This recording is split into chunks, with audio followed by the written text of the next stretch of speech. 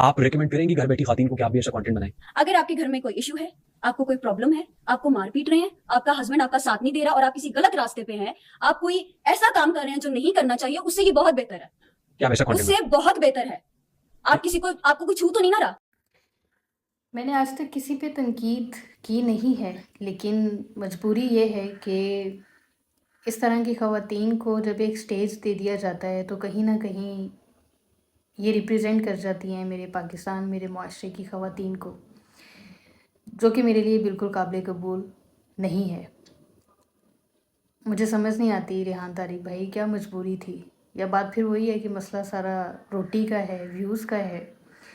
ایک ذاتی یہ خواتین کرتی ہیں اس طرح کا کانٹینٹ کریٹ کر کے، پھر اس کو جسٹیفائی کر کے، اور دوسری ذاتی آپ لوگ ان کو ہائی لائٹ کر کے کر دیتے ہیں، چاہے آپ لوگ تنقید ہی کریں. مطلب آپ نے پاکستان کی خواتین کے چیلنجز سامنے رکھنے تھے تو یہی کیوں؟ ہم جیسوں کو کیوں نہیں بلایا جاتا؟ میرے جیسی اور ہزاروں بچیاں جو بڑی محنت کر رہی ہیں، بڑا کام کر رہی ہیں، ان کو کبھی کیوں نہیں بلایا جاتا؟ کیونکہ ویوز نہیں آتے. اینی ہاؤ، جو اسکرین شاٹ آپ اپنی اسکرین پہ دیکھ رہے ہیں، یہ میرے ایک پروجیکٹ کے ایک مائل سٹون کی ارننگ ہے، اور یہ پورے پروجیکٹ کی ارننگ ہے. اس کو اگر آپ لوگ ڈالرز میں کنورٹ کریں گے تو یہ پاکستانی 10-12 لاکھ روپے بنتے ہیں. اور یہ اس طرح کے کتنے ہی پروجیکٹ ایک مہینے میں ہم لوگ کرتے ہیں فری لانسنگ کے تھرو، ڈیجیٹل سکلز کے تھرو. پچھلے 10-12 سال سے یہی کام میں اپنے علاقے کی بچیوں کو سکھا رہی ہوں اور خود بھی کر رہی ہوں. اس بہن نے ایک بات کہی کہ دوپٹہ لے کر بھی کمنٹس میں گالیاں ہی پڑتی ہیں.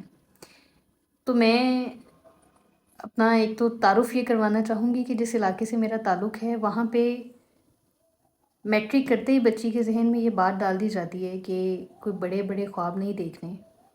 الٹیمیٹلی جو والدین کا مقصد ہے وہ ایک اچھا رشتہ ہے اور ان کو رخصت کرنا ہے.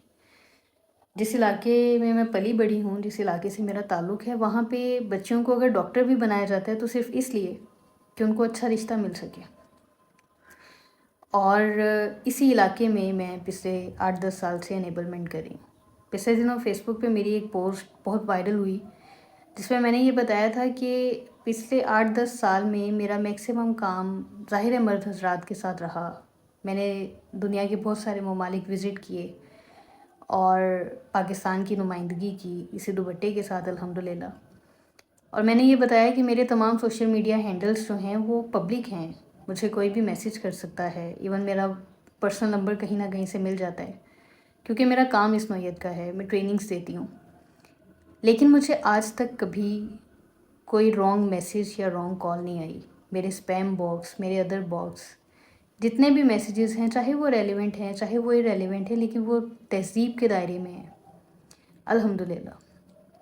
تو میں اس بہن کو یہ بتانا چاہوں گی، اور جتنی بھی بچیوں کے ذہن میں اگین اس پوڈ کاسٹ کو دیکھنے کے بعد یہ تاثر بیٹھا ہے کہ اگر اپنے خوابوں کو پورا کرنا ہے تو بس یہی ایک راستہ ہے اور یہ جائز ہے، ان تک میں چاہتی ہوں یہ پیغام پہنچے کہ پہلی بات تو یہ کہ اس سے بھی بہت بہترین طریقے ہیں روزگار ارن کرنے کے، ڈالر کمانے کے.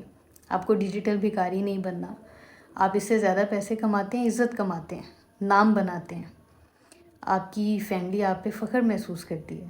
آپ کہیں باہر جاتے ہیں تو آپ کو پروٹیکشن کی ضرورت نہیں پڑتی، لوگ آپ کو پروٹیکٹ کرتے ہیں، لوگ آپ کو سراہتے ہیں، لوگ آپ کے ساتھ بیٹھ کے کھانا پسند کرتے ہیں. لیکن یہ اسی صورت میں ہوتا ہے جب آپ ایک عزت دار رستہ چنتے ہیں اپنے لیے. اور ڈیفینیٹلی وہ ارننگ اتنی زیادہ ہوتی ہے کہ آپ کو قسطوں پہ کچھ لینے کی ضرورت بھی نہیں ہے. اگین ویڈیو بنانے کا مقصد یہی ہے، ان تمام بچیوں کی نمائندگی کرنا، اپنے علاقے کی، اپنے پاکستان کی نمائندگی کرنا، جو کہ میں کرتی آ رہی ہوں اور کرتی رہوں گی. اور دوسرا مقصد یہ ہے کہ سند رہے اور بوقت ضرورت کام آئے. بہت شکریہ.